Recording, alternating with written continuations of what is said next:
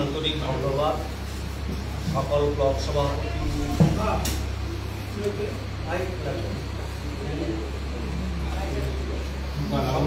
সভাপতিকে আন্তরিকভাবে ধন্যবাদ জানাচ্ছি। আজকে আমাদের মালদা জেলা সভাপতি সম্মানীয় আব্দুল রহিম বক্সি মহাশয়ের ডাকে আজকে চাঁচল উত্তর মালদার প্রাণকেন্দ্র চাঁচল পিএম গ্র্যান্টে যে আজকে আমাদের আলোচনা সভা চলছে, এই আলোচনা সভাতে উপস্থিত আছেন আমাদের জেলা সভাপতি সম্মানীয় আব্দুল রহিম বক্সি মহাশয়, আমাদের তাজমুল সাহেব, আমাদের বিধায়ক তথা পশ্চিমবঙ্গ সরকারের মন্ত্রী, আমাদের আছেন চেয়ারম্যান সাহেব তথা বিধায়ক সম্মানীয় সমর মুখার্জি মহাশয় এবং জেলা পরিষদের সদস্যগণ সকলেই আছেন এবং শাখা সংগঠনে বিভিন্ন ব্লক সভাপতিরা সকলেই উপস্থিত হয়েছে। আমি দু চারটি কথা বলে শেষ করব। আমরা বিগত দিনে দেখলাম আরজি করে যে সমস্ত ঘটনাগুলো ঘটেছে, এটা খুব দুঃখজনক ঘটনা। এটাকে কেন্দ্র করে আমরা বিভিন্ন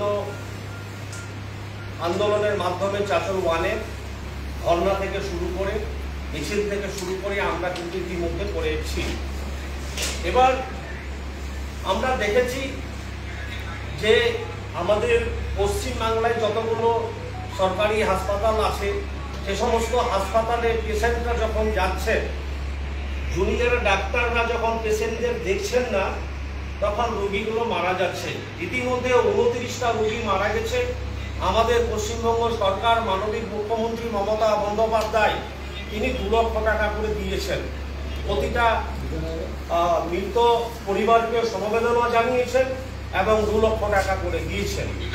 আজকে ভারতবর্ষের যা অবস্থা, এই অবস্থা খুব শোচনীয় অবস্থা। আমরা দেখেছি 2019 সালে কালিয়াচকের আব্বাচুরের ঘটনা, যে সমস্ত উনি সংখ্যালঘু একজন মানুষ, তিনি উত্তরপ্রদেশের কি জায়গাটা ওই সেখানে কাজ করতে গিয়েছিল, রাজস্থানে কাজ করতে গিয়ে তাকে জীবন্ত অবস্থায় তাকে জ্বালিয়ে দেওয়া হয়েছে, পুড়িয়ে দেওয়া হয়েছে, হত্যা করা হয়েছে। এইভাবে কিন্তু বিজেপি শাসিত রাজ্যগুলোতে চলছে। আবারও আমাদের এলাকার পাশের এলাকার লক্ষণপুরের পাশেই বিষ্কিনপুরে সেখানকার মতিউরকে সেভাবে আবার এই ঘটনা ঘটিয়েছে। আমাদের জেলা সভাপতি যেভাবে সিদ্ধান্ত নিয়েছেন, খুব ভালো সিদ্ধান্ত।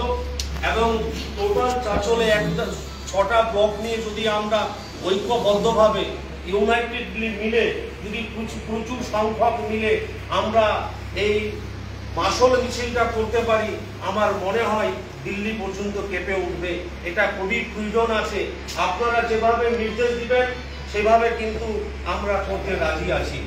আমি একটা পার্সোনাল ব্যক্তিগত কথা বলতে চাই। যুগের লাইটটা বন্ধ করে